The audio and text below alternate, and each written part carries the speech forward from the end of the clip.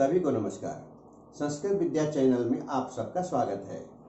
आज हम कक्षा नवमी विषय संस्कृतम शेमुषी प्रथमो भागः, ये जो पुस्तक का नाम है इसका प्रथम पाठ भारती बसंत गीति, सरस्वती का बसंत गीत, इस पाठ का अभ्यास कार्य करने जा रहे हैं।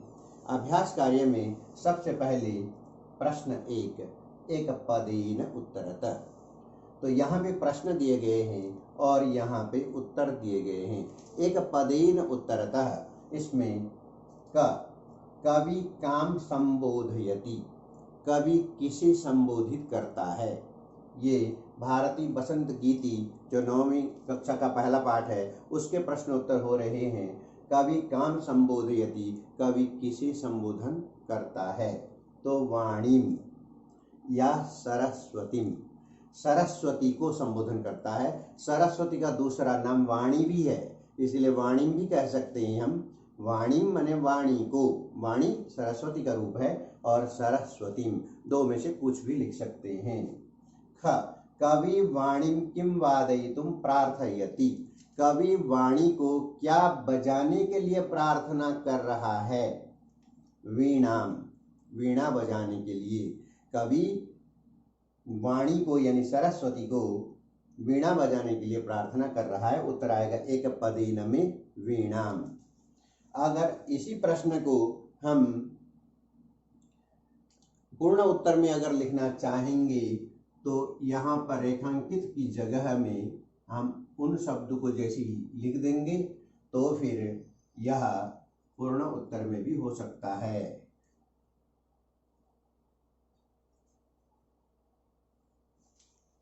ये रेखांकित जो प्रश्न शब्द हैं ये प्रश्नवाचक हैं और ये उत्तरवाचक शब्द हैं।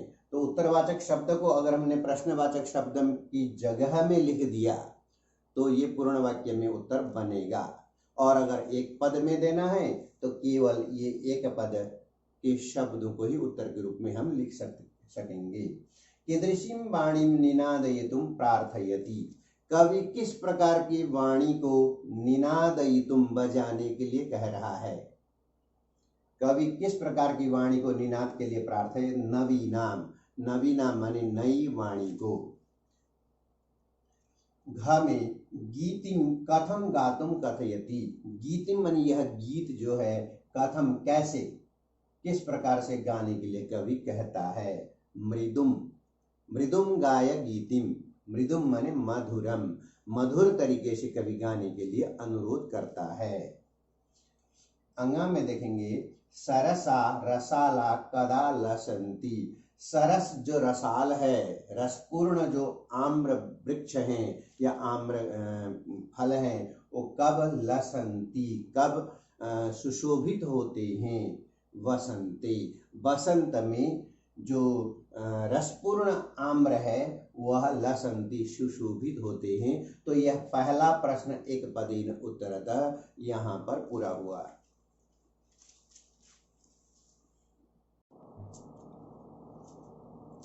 और देखिए प्रश्न 2 है, अत्र प्रश्न 2 अस्ति कवि वाणी किम कथयति, कवि वाणी को क्या कहता है। कवि वाणी को, वाणी माने सरस्वती, कवि वाणी को क्या कहता है, क्या सरस्वती को क्या कहता है। सुनिए उत्तरम कवि वाणी नवीनाम वीणाम वादयितुम ललित नीति लीनाम गीतिम मृदुम च गातुम कथयति। ये उत्तर हो गया। कवि वाणी को, वाणी में सरस्वती को नई वीणा बजाने के लिए और ललित सुंदर नीति से युक्त गीत को मधुर गाने के लिए कहता है। ख में बसंते किम भवति, वसंत में क्या होता है, वसंत ऋतु में क्या होता है ये पूछता है। उत्तरमस्ति बसंते मधुर मंजरी पिंजरी भूतमाला सरसा रसाला लसंती ललित कोकिला काकलीनाम कलापाच बिलसंती। बसंत में मधुर मंजरी, जो मधुर है, मीठी जो मंजरी है, आम्र मंजरी है।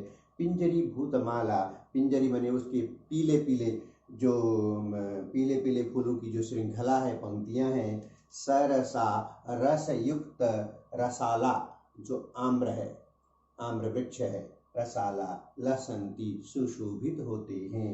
ललित कोकिला काकली नाम कलापाच विलसंती, और ललित ललित सुंदर कोकिल काकली नाम, कोयल की जो गूंज है, कोयल की जो आवाज है, उसकी कूकना है, वह कलापा उसका जो समूह है वह विलसंती, वो सुशोभित होता है, सुंदर दिखता है, सुंदर लगता है, श्रुत श्रुत कर्ण प्रिय होता है। तो इस प्रकार से बसंत में क्या होता है, इसका उत्तर इस प्रकार से यहाँ पे दिया है।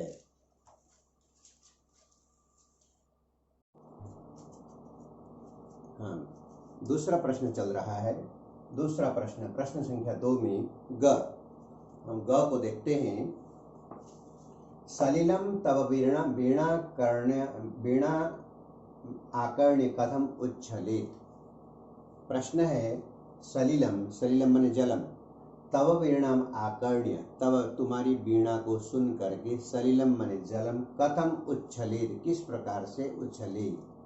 उत्तरम अस्ति सलिलम तव वीणा वीणाम आकर्ण्य, वीणाम प्लस आकर्ण्य, वीणा को सुनकर, सलिलम माने जलम, तुम्हारी वीणा को आकर्ण्य सुनकर, सलीलम लीलया सहितम, लीला के साथ यानी कि क्रीड़ा युक्तम उच्छलित। लीला करना मतलब क्रियाकलाप करना, क्रीड़ा करना कुछ, तो सलीलम उच्छलित, लीला के साथ वह उछले। घ में कवि भगवतीम भारतीम कस्या नद्या तटे या तीरे मधुमाधवीनां नतां पंक्तिम अवलोक्य वीणां वादयितुं कथयति। प्रश्न है, कवि भगवती भारती को यानी सरस्वती को कस्या नद्या तटे, किस नदी के तट पर, मधुमाधवीनां नतां पंक्ति, मधुमाधवीनां, मधु जो कानन है उसकी वन को, नताम पंक्तिम अवलोक्य, झुकी हुई उन पंक्तियों को देखकर, वीणा वादयितुं कथयति, वीणा बजाने के लिए कहता है। उत्तरम देखिए, कवि भगवती भारती, कवि भगवती भारती को किसके तट पर कहा, कलिंदात्म जाया तीरे, कलिंदात्म माने यमुना के तट पर, यमुना के तट पर, मधुमाधवी नाम नताम पंक्तिम अवलोक्य, मधुमाधवी की जो झुकी हुई पंक्ति को देखकर वीणा बजाने के लिए कहता है। एक प्रश्न और है अंगा में, सरस्वत्या वीणां श्रुत्वा किम परिवर्तनम भवतु इति कवि इच्छां लिखत। सरस्वती की वीणा को सुनकर, जब हम सरस्वती की वीणा को सुनते हैं तो उस वीणा को सुनकर कवि क्या परिवर्तन चाहता है, उसकी इच्छा को लिखिए। कवि क्या परिवर्तन चाहता है उसकी इच्छा को लिखिए। तो इसका उत्तर है, सरस्वत्या वीणां श्रुत्वा कवि अनेक परिवर्तनानां इच्छां करोति, अनेक परिवर्तनानां इच्छां करोति। सरस्वत्या वीणां श्रुत्वा, यहाँ तक लिखेंगे, उसके बाद कवि अनेक परिवर्तनानां इच्छां, अनेक प्रकार के परिवर्तन वो चाहता है, जो कि इस कविता में, इन श्लोकों में, इस पद्यांश में वर्णित है। इस प्रकार से ये दूसरा प्रश्न पूर्ण हुआ।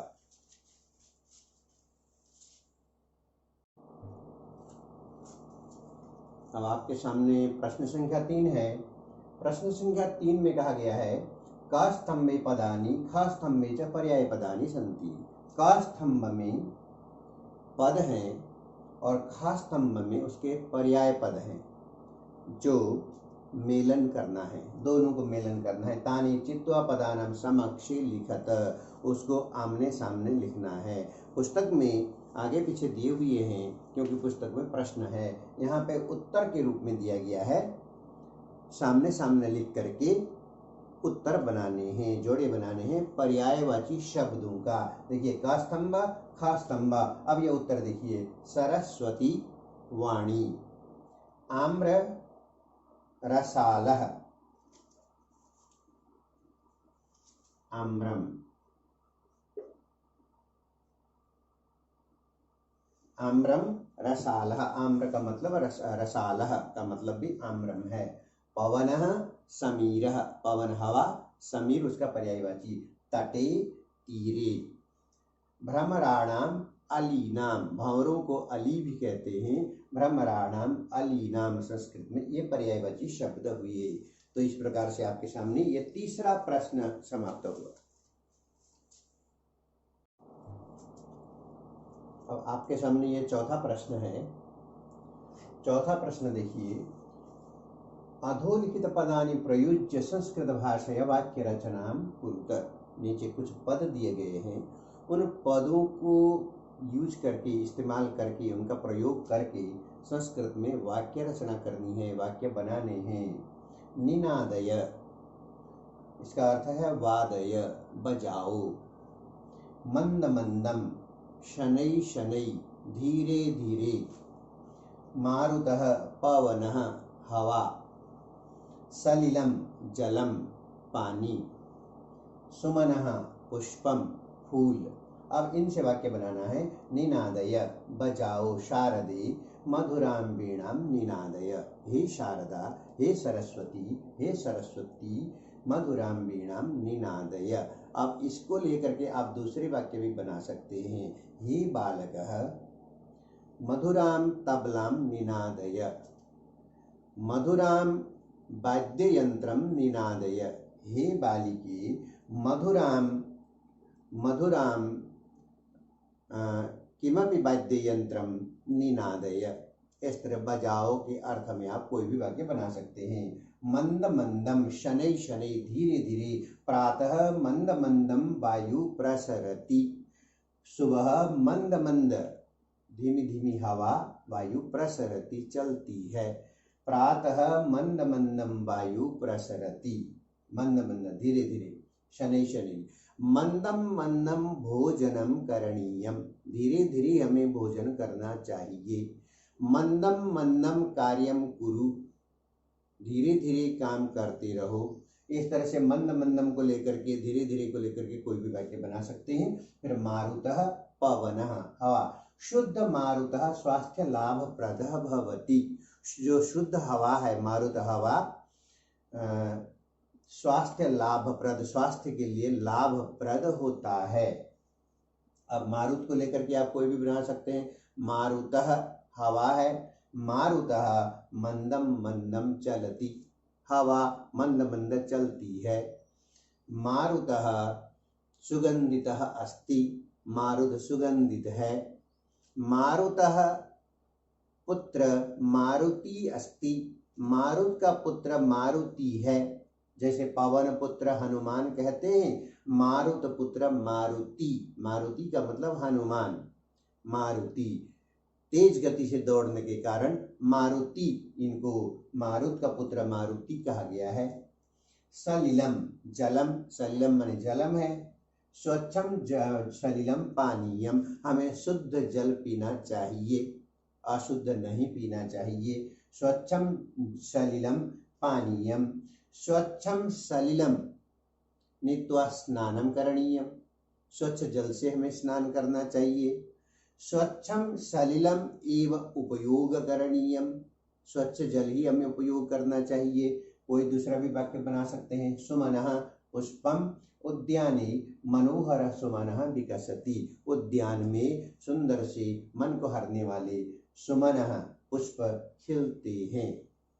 पुष्पम सुमनः, सुमनः मह्यम रोचते।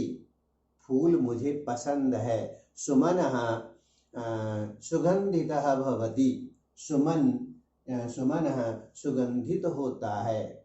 सुमनः दर्शने मनः प्रसन्नः भवति। सुमन के दर्शन से मन प्रसन्न होता है। इस प्रकार से आप वाक्य अपने हिसाब से कोई भी बना सकते हैं। तो इस प्रकार से ये चौथा प्रश्न समाप्त हुआ।